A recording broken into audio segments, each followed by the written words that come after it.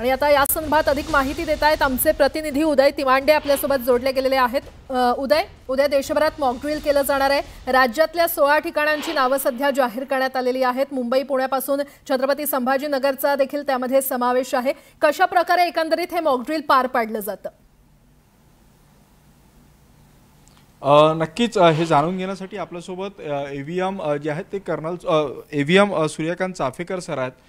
Sir, उद्या जे mock drill होणार आहे हे मॉक ड्रिल कसं असतं? कारण तुम्ही ज्यावेळी एअरफोर्समध्ये काम करता त्यावेळी तुम्हाला नियमित याची सवय। आता हे सगळं डिफेन्स आणि सिव्हिल दोघांसाठी पण हे मॉक ड्रिल असणार आहे। कशा पद्धतीने हे सगळं मॉक ड्रिल असेल? डिफेन्स एस्टॅब्लिशमेंट तर नेहमीच या वॉर सिच्युएशनला तयार असतात, परंतु नागरिक संरक्षण हा जो विषय आहे तो मला वाटतं 1971 नंतर या देशात बोलल्यासुद्धा गेला नाही असं मला वाटतं। त्यामुळे याची फार अतिशय गरज होती।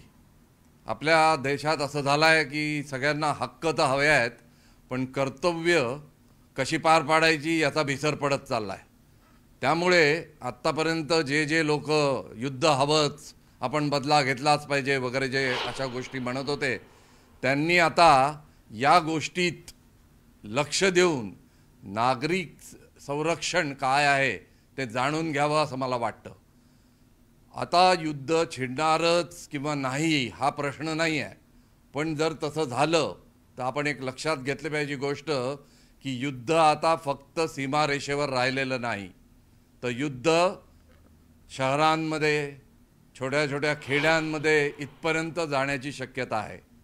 कारण वायुसेनेचं जे मुख्य कार्य असतं तेच हे असतं की खोलवर जाऊन, आतवर जाऊन ज्या इम्पॉर्टंट जागा आहेत त्याच्यावर हमला करणं। महाराष्ट्रात मुंबई जे की आपलं इकॉनॉमिक सेंटर आहे ते अशा दृष्टीने फार महत्त्वाचं आहे। त्यामुळे पूर्ण महाराष्ट्रभरच ही ड्रिल अतिशय कर्तव्यदक्षपणे आपण अंमलात आणावी असं मला वाटतं। या ड्रिलमध्ये नेमकं काय होतं, काय काय काळजी घेतल्या गेल्या पाहिजे? या ड्रिलमध्ये मुख्य सर्वात गोष्ट होते ही की जर काही आपत्कालीन स्थिती निर्माण झाली तर नागरिकांना त्यापासून कमीत कमी अपाय कसा होईल हे पाहण्यात येतं। त्यामुळे उद्या जर विमानांनी बंबार्डमेंट केली कुठल्या शहरावर, तर त्या शहरांनी ते वाचवण्यासाठी काय काय केलं पाहिजे हे यात शिकवण्यात येतं। त्यात ब्लॅकआउट असतो, ज्याचा तर या ब्लॅकआउट तुम्हाला कळेलच कसं की हमला होणार आहे।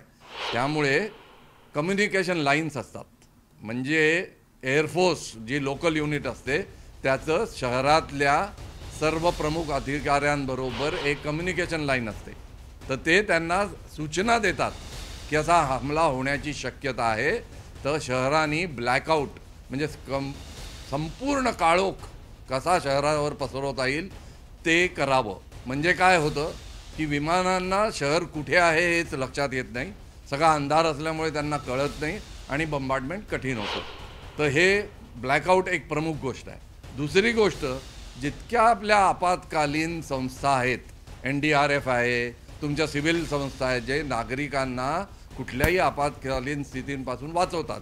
जसं कुठे आग लागली तर आगीचे बंब यावे लागतात, कुठे फ्लड्स झाले तर त्यांना वाचवायला लोकांना यावं लागतं। तर या सगळ्या क्षेत्रातल्या सरकारी अधिकाऱ्यांची तयारी कशी आहे हे पाहण्यासाठी हे कार्य केलेलं जातं। आणि बऱ्याच वर्षापासून, जसं मी म्हटलं, जवळजवळ 1971 पासून अशी कारवाई आपण कधीच केली नाही। त्यामुळे ही कारवाई अतिशय महत्त्वाची होती आणि करायलाच हवी होती असं माझं मत आहे। सर, नागरिकांनी या सगळ्या मॉक ड्रिलला गांभीर्यानं घेणं किती गरजेचं आहे? कारण नागरिकांची एक चूक जी आहे ती त्या व्यक्तीच्या नाही तर अख्ख्या शहरावर, देशावर जी आहे ती संकट आणणारी ठरू शकते। अगदी बरोबर बोललात तुम्ही। आत्तापर्यंत आपण जसं सरकारला बरेच सूचना देत होतो की सरकारने असं केलं पाहिजे, सरकारने तसं केलं पाहिजे, आता सरकारने तुम्हाला काही कर्तव्य करा म्हणून सांगितलं आहे। त्या कर्तव्यांना पार पाडणं फार महत्त्वाचं आहे।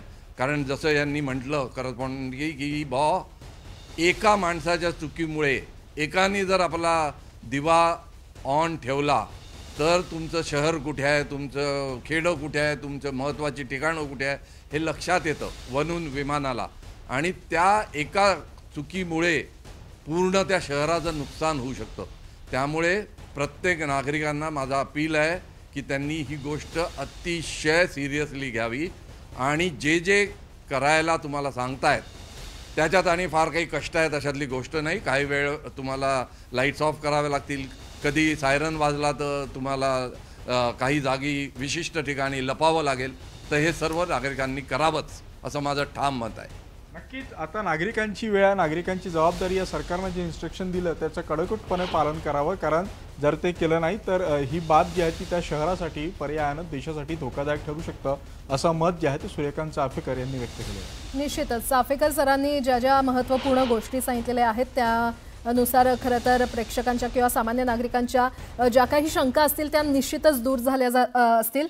धन्यवाद उदय या संपूर्ण आढाव्यासाठी. यासोबतच इतरही काही महत्त्वाच्या बातम्या आपण पाहणार आहोत.